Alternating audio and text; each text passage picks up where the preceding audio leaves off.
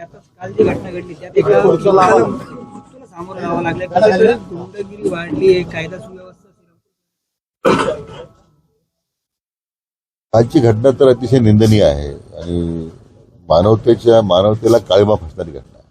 निरपराध मुलाची हत्या होते आणि नशाखोर आहेत किंवा अवैध व्यावसायिक धंदे करणारे लोक आहेत, त्यांच्याकडून अशा प्रकारची दहशत निर्माण करून आज गुन्हेगारीला त्यामुळे पाठबळ मिळतंय. तेव्हा ही वस्तुस्थिती आहे की त्यामध्ये जे काही गुन्हेगारीकरण वाढत चाललेलं आहे किंवा त्यांना कोण आश्रय देत आहे, कोणाचा आशीर्वाद त्यांना आहे, त्याची चौकशी करावं लागेल. परंतु मी स्वतः माननीय पोलीस महासंचालकांशी मी बोललेलो आहे, याचे पाळंमुळं उखडून काढली पाहिजे. राज्याचे माननीय मुख्यमंत्र्यांशी माझी याच्या संदर्भात एक चर्चा झालेली आहे. परंतु हा जो प्रकार घडलेला आहे श्रीरामपूरचा, तो तर मी म्हटलं की अतिशय म्हटल्याप्रमाणे निंदनीय आहेच आहे. परंतु आज प्रत्येक नागरिकाच्या मनामध्ये एक मोठं भीतीचं वातावरण आहे. म्हणजे गुन्हे घडल्यानंतर आरोपी परत दवाखान्यात त्या साखर कामगार हॉस्पिटल जमा होत आहे गुन्हेगाराला संरक्षण देण्यासाठी. मारहाण झाल्यानंतर आणखीन काही गुन्हेगार जमा होतात त्या मारहाणीला संरक्षण द्या, त्या मारेकरणाला संरक्षण देण्यासाठी. हे तर मी कधी अनुभवलंच नाही असं इतक्या वर्षामध्ये माझ्या सार्वजनिक जीवनामध्ये. आणि श्रीरामपूर आता हे मोठ्या प्रमाणामध्ये एक क्राईम कॅपिटल म्हणतो आपण त्याला, अशा प्रकारचं आता शहराचं नावलौकिक होतोय. त्याच्यात दुर्दैव काय असलं पाहिजे. त्या पद्धतीने पाहिलं तर पोलीस कारवाई करतात, गुन्हेगारांना अटकही करतात, मात्र त्यांना कायद्याचा धाक नाही येते. काही दिवसात जामीन होऊन बाहेर येतात तर पुन्हा अशा प्रकारचे. त्यामुळे कुठेतरी कायद्यात आता बदल करणं गरजेचं आहे. अशा जे नवीन कायदे आले त्यामुळे पोलिसांना अनेकदा काही बंधनं येतात कारवाई करताना. कायदे तर पुष्कळ कडक केलेले आहे. त्या माननीय मुख्यमंत्र्यांनी या संबंधामध्ये जी अंमली पदार्थ विरोधी मोहीम आहे सरकारची, त्यामध्ये आता विशेष लक्ष त्यांनी दिलेलं आहे. आणि आवश्यक त्या जे काही नियमात बदल असतील, कायद्यात बदल असतील, ते सुद्धा आपण केलेले आहेत सरकारने. सरकारचं प्रायोरिटीज आहे या गुन्हेगारीचं उच्चाटन करणं, अंमली पदार्थाच्या तस्करीचं उच्चाटन करणं.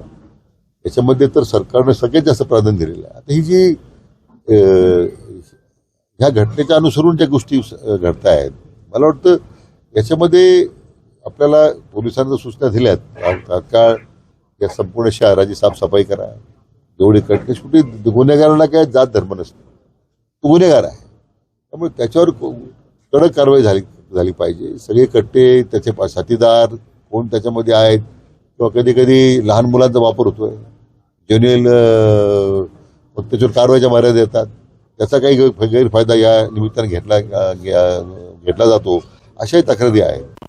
पण 10-15 वर्षात जी गुन्हेगारी श्रीरामपुरात वाढली, त्याला तुम्ही कोणाला कारणीभूत धरता किंवा काय कारण तुम्ही सांगू शकता? दुर्दैवानं नाही, आता माझ्याकडे जी काही माहिती मिळते त्याच्यावरच आहे की बऱ्याच ठिकाणी लोकांच्या घरात घुसून महिलांच्यावर अत्याचार झाले, काही मुलांना पळून नेण्याचे प्रकार घडले.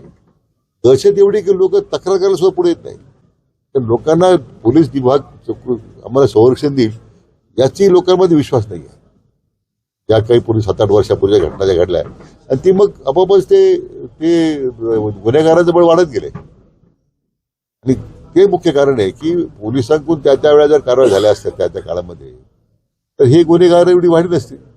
पण आता मला वाटतं स्वतः जिल्ह्याच्या पोलीस प्रमुखांनी लक्ष घातलेलं आहे. आता जे नवीन आले जे एसपी आहेत, आता आमचे ॲडिशनल एसपी आहेत, DYSP आहेत, त्यांनी आश्वासित केले आम्हाला आता पुढच्या 1 महिन्यामध्ये याचं समूळ उच्चाटन करण्याबद्दल आता कुठेही सरकार कमी पडणार नाही, हे मी त्यांच्या माध्यमातून जनतेला आश्वासित करू इच्छितो. जे अनेक सूत्रधार आहेत त्यांना राजकीय आश्रय असतो, त्यामुळे त्या अशा व्यक्तींसंदर्भात आता काय कारवाई केली? नाही, ज्यांना राजकीय आश्रय ज्यांचा मिळत असेल किंवा राजकीय आश्रय देण्याचा कोणी प्रयत्न करत असेल त्यांनाही त्या लोकांनाही मी सांगेल सर की वास्तव त्यांच्यासमोर आलं पाहिजे. जे कोणी त्यांना पाठिंबा देत असेल, पाठवत देत असेल, वास्तव काय वास्तव मला वाटतं समोर आल्यानंतर मला वाटत नाही की यांना कोणी राजकीय पाठबळ देईल की यांना कोणी आश्रय देईल.